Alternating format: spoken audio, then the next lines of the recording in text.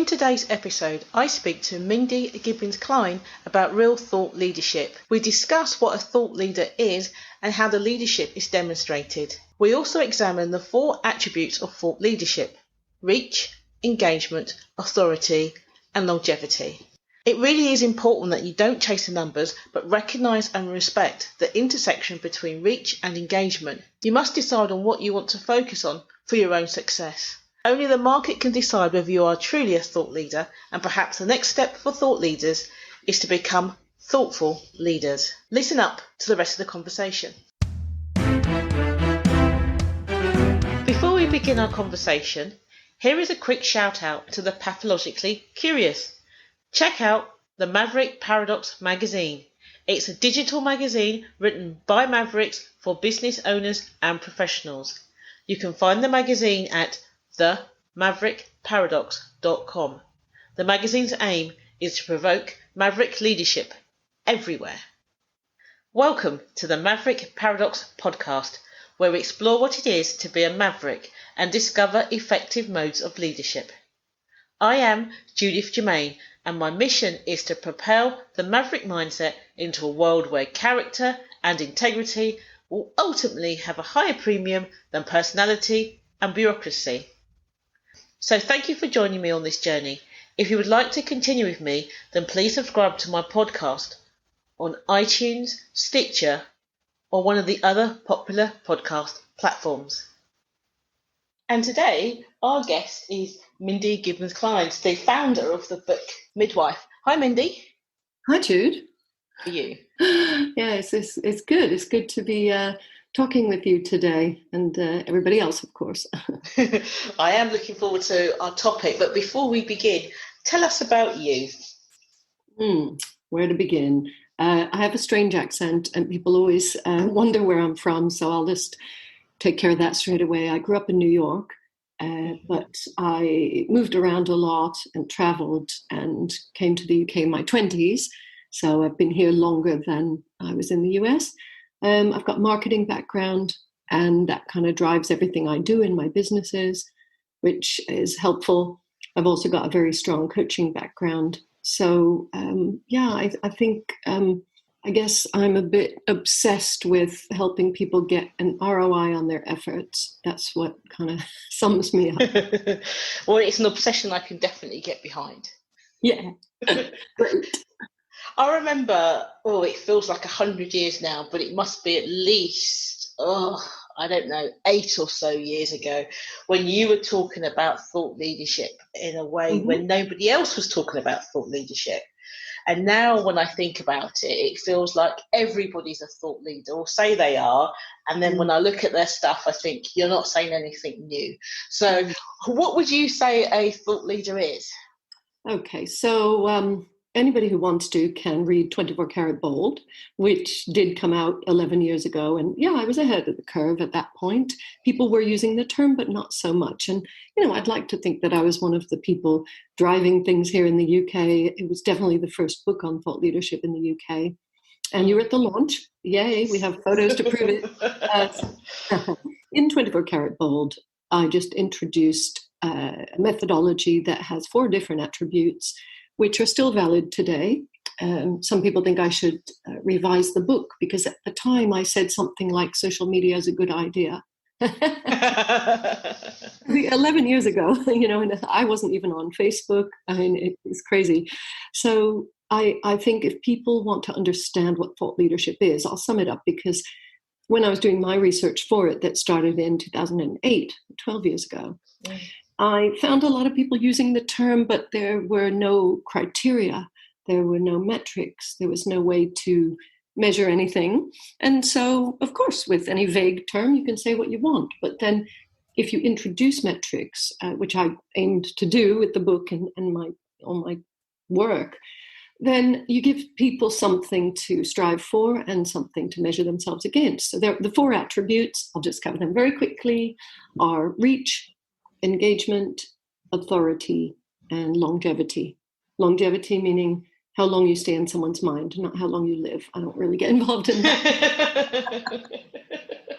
That would be amazing. Everyone will be buying the book because they want to live forever. Ooh, oh, maybe I should start talking about that. So that's interesting. So how long is the average then, do you think, that people remember somebody or what they stand for? Well, I discovered that if you do the first three things well, then the fourth is like a windfall. So if you develop your reach with the right people and you engage with them in the way that they want to be engaged with, so they respond and, are active and loyal and everything else, and the authority piece is what you were saying. That is, are you saying something really new and different, really special, unique? If I hate using that word, but that, are you saying something exciting, disruptive, groundbreaking? And this fits right in with Mavericks, who I don't, more about it than I do, but I don't think they're saying disruptive and exciting and groundbreaking things for the sake of it. It's because people have something to say. And a lot of people who have something to say don't develop that, and they're not able to articulate it in a clear and creative way. One of the things that I found is if people aren't willing to do the work and they just expect to be called a thought leader, or worse, you're right, some people call themselves thought leaders. And in the UK, there's a word for that, and it's naff. I don't use that in the US. I don't know what the equivalent is. I've been away too long. But you mustn't call yourself a thought leader. It's cringy. It's like saying, aren't I amazing? If you do everything right, the market will call you one. And that was the conclusion I came to. And I think people really like that, especially British people, who we really like shouting about ourselves and blowing our own horns and trumpets, do we?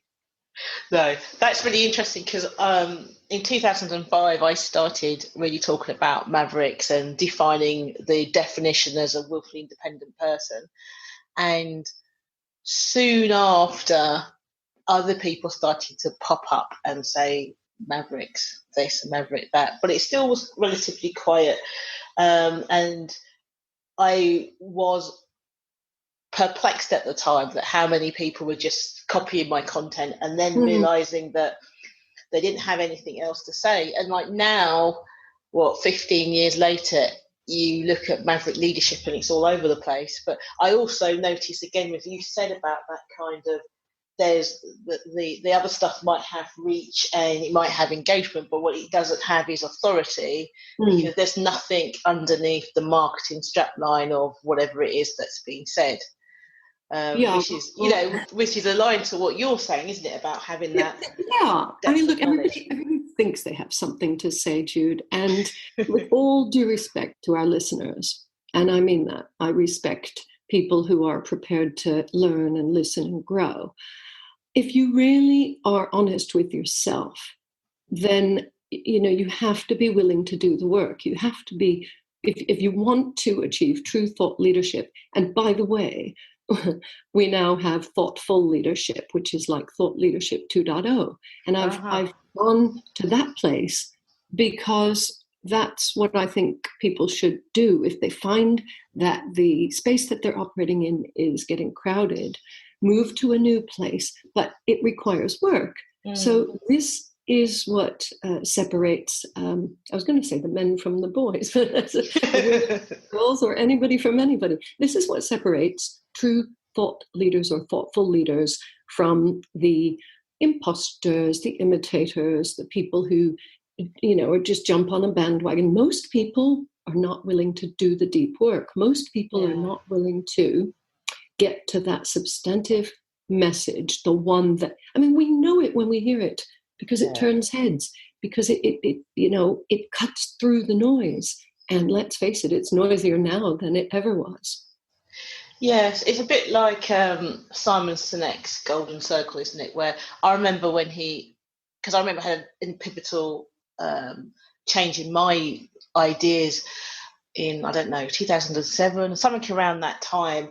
And it's interesting to see people today, so many years later, looking at it as if it's new and something that either they've come up with or something that's like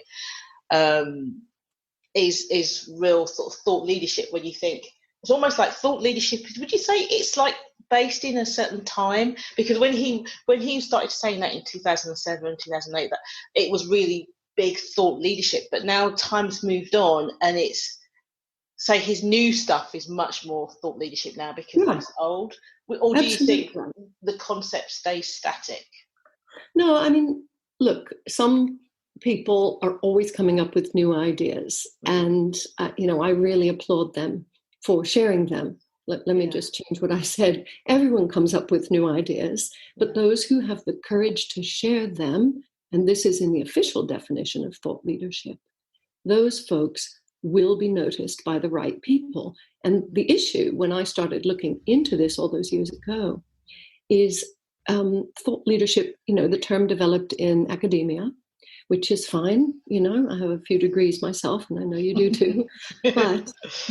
but it said you are recognized by your peers and mentors.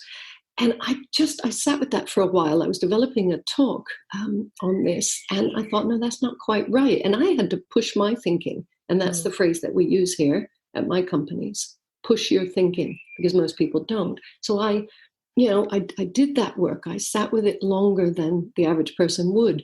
And I just attacked it from every angle, and I explored, and I realized that the word that was missing was the market. It's the market. It's your clients, prospects. It's, the society. They decide if you're a thought leader, not just your peers and mentors. So that was the breakthrough for me, because you can call yourself anything you want, but until your market recognizes you for that, forget it. You're just shouting into the wind.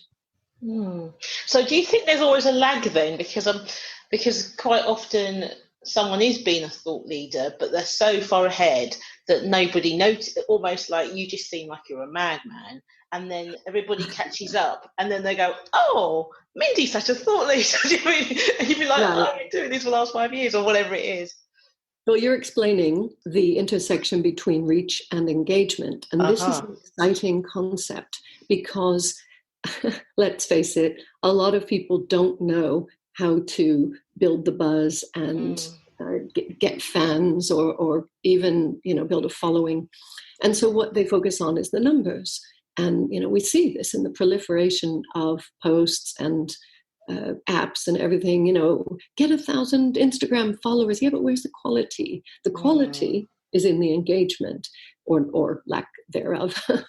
So, I always try to be careful not to judge, because some people don't care about engagement and some people don't care about reach. I know dozens of entrepreneurs and friends of ours, people we both know, who don't have millions of followers, but who have a very, very deep niche and a very, very good reputation.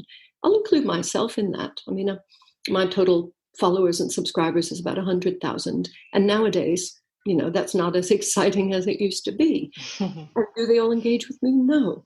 However, I know that the people who work with me are the right people. I'm attracting the right clients, and I know you are as well. So this is the thing, for the listeners, this is really the key. Do you want masses of followers? Do you want to focus on reach?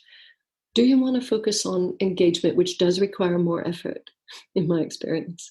And you can do both. And that intersection is a very, very key place to play, because then you can decide which platforms you're going to engage on. And guess what? The more you put in, the more you get out, typically.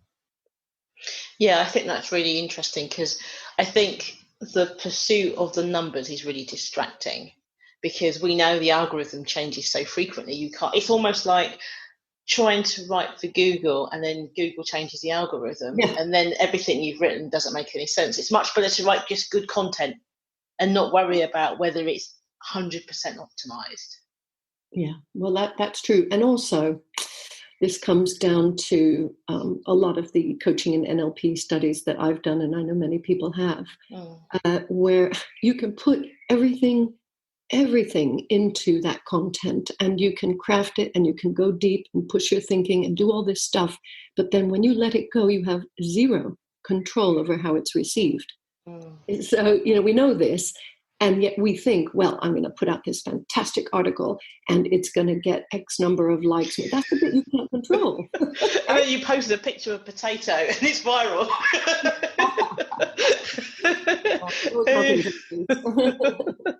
Which is really funny. But yeah, it is interesting, this whole reach and engagement, and especially longevity. And how that works. It's like I launched my digital magazine, the Maverick Paradox magazine, mid-January of this year. And I had zero expectations it would have a lot of readership to begin with, because this is what I'm doing. I don't have time to advertise it. It's just going to happen. And then a few months later, I looked at the stats. And I was absolutely shocked. It's well read, lots of returning visitors, and I was like, oh, but I have done nothing, because I hadn't done, because I was thinking I needed to push the magazine to get readership, not that the fact that my longevity and my engagement and the reach from the past was actually going to push it without me. Not like I shouldn't advertise it, so I should, but it's more that I wasn't expecting it to happen without me actively trying to do something. Well, well done. Certainly big congratulations on that and this podcast. And the thing that I would just say to everybody is just remember that you cannot control the results. That's what I'm saying. However, that doesn't mean that you shouldn't craft the best message and put it out in the best way to the perfect target market, and think about every single aspect of what you put into the world. I'm a big fan of less is more. So it's right that people should think about what they put out there. I followed somebody on Twitter a few months ago, and I just, I thought, let me look at her profile. Let me see, look back at the past few months, because I didn't know her a few months earlier. I thought, what? She was putting out over 100 tweets a day. Well, wow. I say she was, I'm sure she had a team doing it. And I thought, it's really sad, because the gems are going to be lost in that. It's bad enough that we put ourselves into the fray and it's already crowded. But why dilute your own stuff by putting out so damn much? So much, honestly. Yeah, that sounds like very noisy. What I'm interested in as well is I'm sitting down. Well, I was going to start writing book 2 in April. I'd set the time aside, then ended up not being able to do that with this coronavirus thing. So that's my next thing to do when it all settle down. But when you're sort of like thinking about writing the book and what do you want into it, what do you want to say, what does the market want, and all this kind of stuff, you come across these people that tell you that you can write your book in, 24 hours, 7 days, 48 hours, 1 month. and I depending on which person you look at, and I look at it and think, that book's going to be really crap. It's going to have nothing in it, and it's because it's just not possible. But then you're the expert. Is it possible? Well, is it possible to do it that fast? For 18 years, I've been doing a 90-day program, 3 months, 12 weeks, however you want to cut it up. 3 months, so not 24 hours. And I've definitely seen you can finish your book in a weekend. Well, actually, you could, but it would require putting the whole 72 hours of that weekend and into it and doing the right things in the right order. Okay. So, our clients at the Book Midwife, if I may, they spend a total of 100 hours doing their book. And that contrasts with people who don't plug into a proven program like this one, who spend on average 200 hours.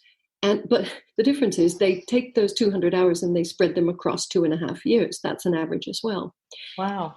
So it's, it's up to people how they want to do anything. They can work on something for a long time, part-time, a few hours a week, or you can concentrate. And that's anything, not just books.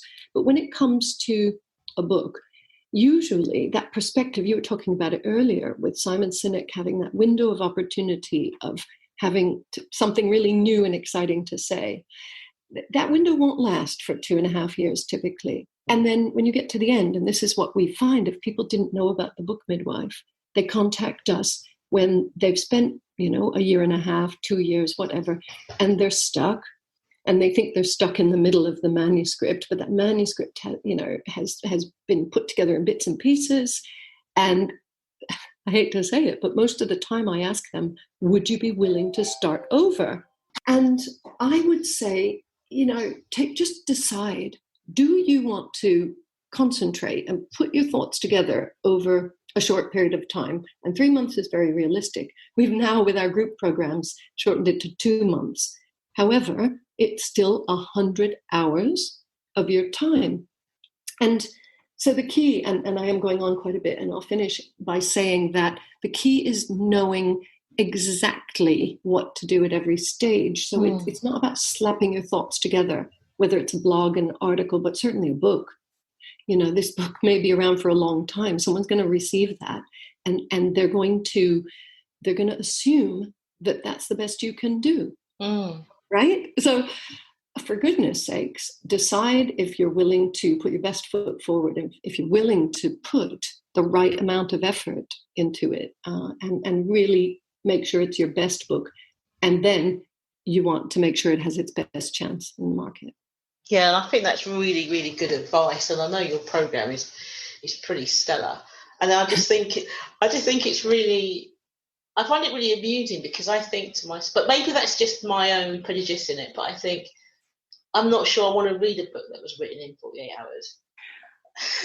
I don't know. I don't want to judge, because the other complication, Jude, is that what some people are calling books are not really books. Ah, that's it. You're right, actually. I think those of us who've been around for a while, and I'm no millennial, and I think neither are you, we know what a book is, or how much content a book contains. Yes. And there's no cheating. Like, just because you publish a 37-page document and call it a book doesn't mean that other people will see it as a book. Yes. Now, I'm in danger of treading on some very thin ice here, but I just think, and I know that aspiring thought leaders and people who want to be thoughtful leaders need to take a step back and look at what is really required, decide what they're willing to do and not willing to do, but be honest about what they're doing. So if you have an 11-page PDF, don't call it an ebook. It's a special report. It's difficult for people in my industry to have all of this dilution, again, from stuff that isn't really, what I would call quality. It's, quality is subjective, and that's, we could have another whole hour on that. But I've looked the Waterstones book buyers in the eyes. I've seen how they approach books, and that's Waterstones is just one retailer in the UK and in a few other countries. But that you can't cheat. I guess that's what I'm saying. So thought leadership. So what should a thought? So how do we define a thought leader? So we know we've got the reach, engagement, authority, longevity. But how do you define? So if I was going to a conference to listen to some people speak, and they said there's a thought leader, what am I expecting for a thought leader? Oh, I'm always throwing all these adjectives around and saying it's new and different and exciting and original and unique and groundbreaking and earth-shattering. In the end of the day, like I said a moment ago, it is the audience or the market who decides. And that means that you have got to put your best stuff together, not in a vacuum. I believe very strongly that you can have input and that you can have guidance, and that's what we do at Real Thought Leaders. That is our only remit, is to help craft the message that will resonate with the market that you want to attract. And it goes a lot further than most messaging strategies and programs. This is something that can result in a 250-page book eventually, or not. We do a lot of thought leadership strategy coaching where they don't want to write a book, but you still, if you want to make that impact and you want your best chance to be seen as saying something important and different. Oh, important, there was a word I forgot. You can't leave it to chance. So, I have all these Mindyisms, and the other 5 things. If you want your best chance, you can't leave it to chance, because it's too risky. Our time is worth whatever it's worth. And most entrepreneurs I know have calculated how much their hours or days are worth. You can't put all that effort and time in and put something out and not have it be its best. Well, you can, but I recommend that you don't. Yeah, and I think that's really interesting, because I was thinking what you were saying there, that thought leadership requires leadership, whereas what tends to happen is people look at it as marketing. So they get a really catchy line and then they market it really well, but they call it thought leadership. Because you could maybe say, like, a consultant and they're a thought leader in this area, and then you look at their stuff and you say, oh, that's the such and such model rebadged. And you've added nothing new to this. You've just changed it from going anti-clockwise to clockwise, and you change the name on the labels and you change the colours, and that's your thing, but everything else that it fits with it is the same. That's not thought leadership. So in your consultancy, you said so those who don't want to be write a book, but they do want to be a thought leader, you said you consulted on that. Oh yeah, so there's I do half-day workshops for the executive groups on this topic. I've done it for entrepreneurs, business owners. What are they learning then? If they're not, because I'm very curious about it actually. Yeah. So what you teaching them in those half-day workshops or day workshops? So we go into a lot of detail on the 4 attributes, but roll up the sleeves and actually put stuff down in each of the 4 areas with guidance. So, I'm always a bit cautious or hesitant when I talk about guidance, because people ask me questions that I don't like to answer, like, is this any good? Will this resonate in the market? And I think anybody who's been listening to us for, since we've been talking will know that we don't have control over that. So is this any good is my least favorite question. And there are people who continue to ask that, either, looking for the validation or just thinking that that's what input they should get. Whereas they need to ask themselves, they need to go deep. And the key word that we use and that I would encourage people to think about, especially if they want to have a chat with me about doing any of this kind of work, the key word is substance. Most people have not acknowledged, they've not explored, they've not developed or articulated their substantive message. And that is what separates the thought leaders from everyone else. Yes, that makes substantial. That makes sense. I mean, substantial. Yeah, well. It's like I say this to my clients all the time, and one of the starting points is that kind of, what's the proposition? What is it that you've got to say? And how meaningful is it? And what does it mean? And how does it work? And it surprises me at how little time that the average freelancer, business owner, entrepreneur spends on actually really, not just defining the message in a marketing term, but actually really getting to the heart of it, so that it fits exactly that intersection between the passion, what they can do, their competence, what the market wants, ease of understanding. How little they find that people think that's the least important bit, as long as they have a product or a service that can sell, without realising it's probably, it's the foundation block for everything.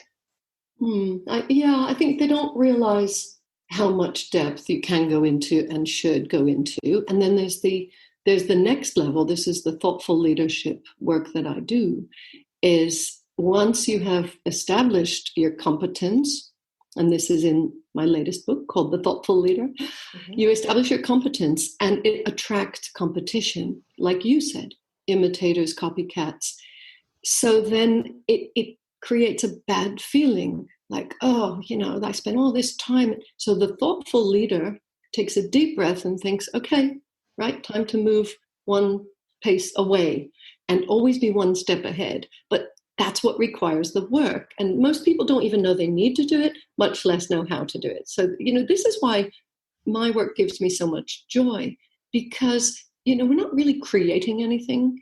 We're just doing that mining. I don't like using the word mining because, for several reasons, but, it's not content. It's your wisdom, it's your gift, it's your, that uniqueness, that difference that you're going to make.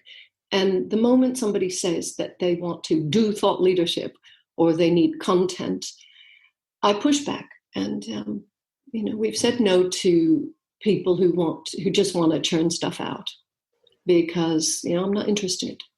Well, you have a reputation to keep too, haven't you? And you don't want that to be ruined by saying you published a book that really wasn't to the standard of the books that you currently publish. So.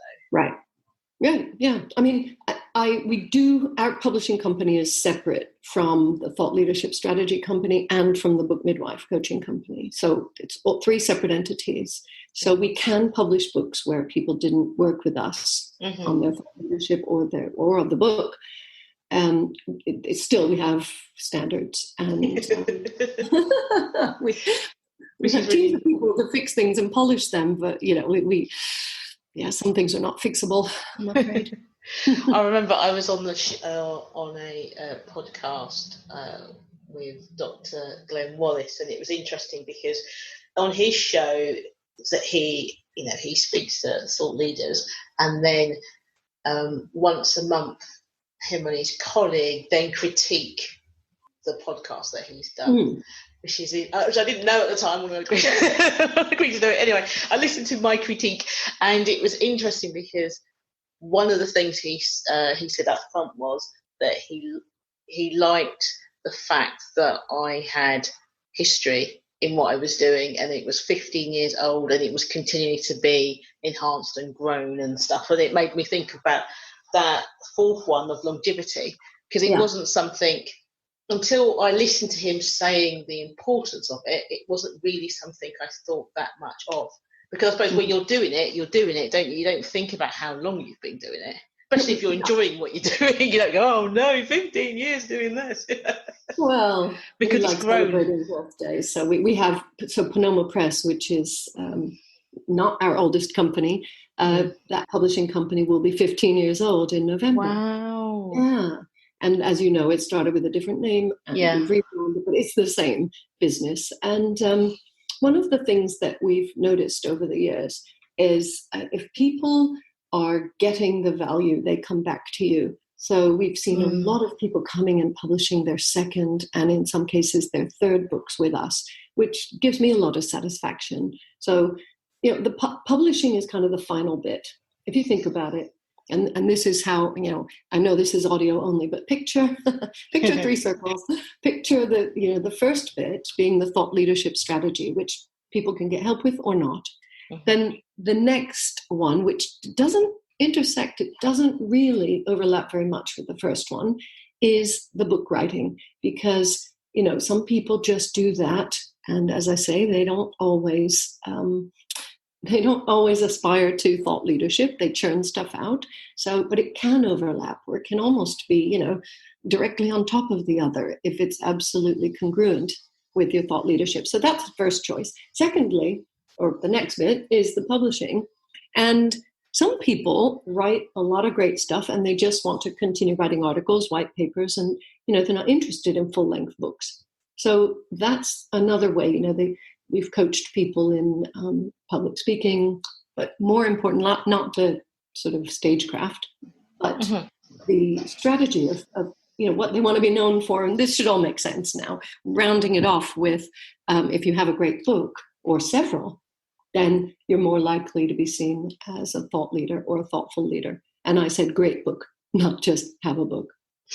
And you are someone who can tell the difference. So that's brilliant. That is brilliant. What thought leaders are you following right now? I follow a ton of people. I've just got people who I'm attached to on LinkedIn, and I'm not going to, name my favorite ones right now, because they're all, either the big names, which everybody knows, or or else people who are not known. I think the best thing for people to do is have a look at my social media, where I do showcase lots of people. So one of my other beliefs is that everybody has the capability of being a thought leader. It's only a few who will rise to the very top, to become the household name. That doesn't mean that they're not, others aren't having a huge impact in a smaller market. So you really need to assess, not you, we as a society need to assess or reassess our, how shall we call it, just the way we prioritize and look at celebrity or the big names, because every time we do promote them, they get more airtime, and then the underdogs, maybe the mavericks, maybe the people who are producing great stuff but for a smaller market, are getting less, just by definition. So anyway, that I'm sorry to be, bold or obstructive, but it's one of my things that I really won't give celebrities any more airtime. That's funny. It made me think, because as you probably remember, I talk about mavericks being pathologically curious, and I think that a lot of mavericks have people and interests that are so diverse that's how they become really good thought leaders in a way, because they're looking at so many different industries, different people they agree with, people they disagree with, because they wouldn't just push somebody out that they disagree with because that person provides great. They're like the oysters, rubbing against it to make the oyster in it, so they make the pearl. It's that kind of, I don't agree with you, but every time you speak, it makes me think, because I don't agree with you, but then I've got this great idea because of this thing that you said. So I was just wondering how wide is your sort of followship? Very wide. People can feel free to, I keep most of my accounts wide open until someone abuses it. So people can see my LinkedIn connections, my Instagram, the people I'm following, the people who I'm following on Twitter, on all my accounts, so if anybody's curious. However, they will see large numbers. So, and some people, I don't know if now's the time to talk about it, but I will. The people who have 1 million followers, but they only follow 43 people. I think that's kind of sad. It's elitist, and it's like, I'm like the queen, and I'm not following very many people, so you're lucky if I'm following you. I like to follow lots and lots and lots of people, because like you said, well, I guess I am curious, but you just never know what you're going to hear. You never know where a connection is going to lead, or something, or the gratitude for following somebody. I'm not elitist. That's one of the things I'm not, as you may know. Yes, that's cool. I think it's probably a good place to stop. But before we do, is there anything I should have asked you about thought leadership and I neglected to do so? Well, I wouldn't say should. You may not know about it, and the listeners almost certainly won't know about it. But I have to give a real plug and round of applause for Panoma Press. So Panoma Press is our publishing company, and the team have worked so hard to develop our mission. In January of 2019, so we're about 1.5 years in as we speak, we publicly stated that 80% of our books would be authored by people from underrepresented groups. And we actually stated that includes women, ethnic minorities, Black and minority ethnic, LGBTQ+, and disabled people, veterans, seniors, millennials, and anybody who feels that left to chance, they're not being given a fair chance. That was the strapline. And we hit our target in 2019, but not in every single subgroup. So we've redoubled our efforts now in 2020. And even with the past quarter, which was so disruptive and so uncertain and very, very difficult for many, we still have every intention of hitting that again in 2020. So you'll see on Panoma Press more and more messaging around that, because the book industry in particular, the books do not reflect our society, and we just want those underrepresented voices to be heard, and we're willing to put ourselves out there and prioritize them. Some people call it positive discrimination. I don't care what they call it. We're doing it. There's enough other places. And besides, it's 80%. So we've not excluded anybody. We've just put the emphasis and prioritized underrepresented authors. Brilliant. That's really good. I'm really glad to hear that. So, Mindy, would you come back another time to talk about something else? Of course I would. I have lots of interests and lots of opinions, as you know. So, yeah, if I'm invited, I'll be here. Brilliant. Thank you very much. All right. Take care, Jude, and listeners. Thank you. Thank you once again for tuning into the Maverick Paradox podcast. I hope you have enjoyed listening to my conversation with Mindy as much as I enjoyed having it. If you are pathologically curious and would love to find out more about the Maverick Paradox, then please subscribe to this podcast on one of the popular podcast platforms. Alternatively, you could explore our resources on Mavericks at maverickparadox.com or read the Maverick Paradox magazine. We publish frequently each week. If you subscribe, you will get our monthly newsletter. And let's not forget my book, The Maverick Paradox, The Secret Power Behind Successful Leaders. For those that love a good discussion, you could apply to join our exclusive Facebook group. And finally, if you would like to work with us or just interested in finding out more about the Maverick at work, check out our website maverickparadox.co.uk.